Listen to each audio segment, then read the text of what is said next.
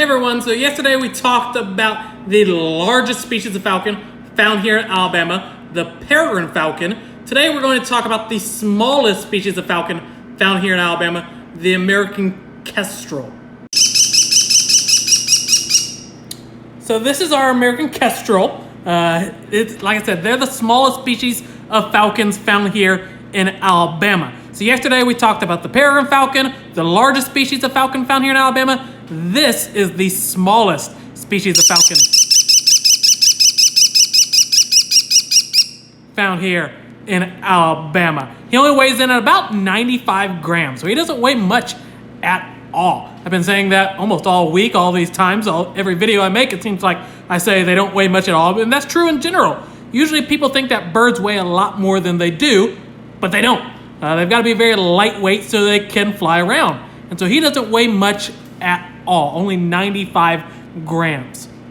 Now, one of their nicknames is the sparrowhawk. They used to be called the sparrowhawk because they'd love to catch and eat things like sparrows, all those small songbirds. They would love to catch and eat that, among other things like grasshoppers, crickets, lizards. So they'll catch a wide variety of prey items. Now, you can see these birds lots of times on the power lines next to the major fields. They like to hang out near those power lines because that's where they can find their food a little bit easier. Along those fields, on those power lines is where they'll just kind of sit and wait for some of their food to appear. So when you're driving down the road, if you look on those power lines, you can see them quite often. They're probably the most commonly seen falcon here in Alabama. You can see the peregrine falcons here in Alabama, but they're going to be more in those major cities. These birds are going to be found a lot more commonly across Alabama. Now, this is another species of raptors where the males and the females look different.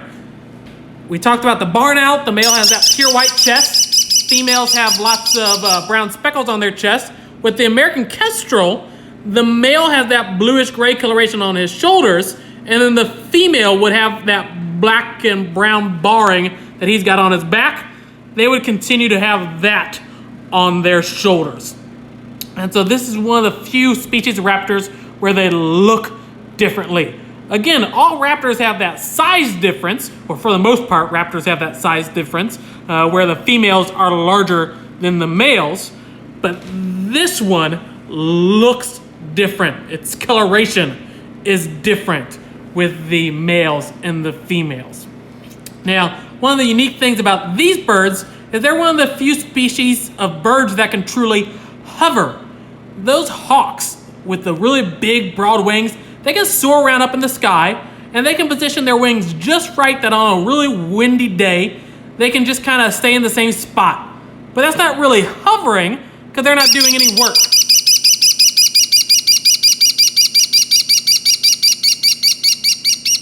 These birds can truly hover. They can flap their wings so rapidly that they can hover in the same spot, and that helps them when they're catching all those crickets and grasshoppers in those fields. They can just kind of hover over them, and then right when they're lined up exactly right, they can position themselves when they're lined up correctly, kind of dive down, catch that grasshopper, cricket, whatever it might be, eat it, and then go back to standing on those power lines. He's been making that noise right on cue. One of their other nicknames is the killie hawk, because that's how some people describe that call, killie. And so that's one of their nicknames. Again, he's not very large at all. You can see just about 95 grams. He still does have those sharp grabbing talons though, and so he's still capable of catching things a lot heavier than he is. So sharp grabbing talons that he can grab those birds with, crickets, grasshoppers, whatever it might be.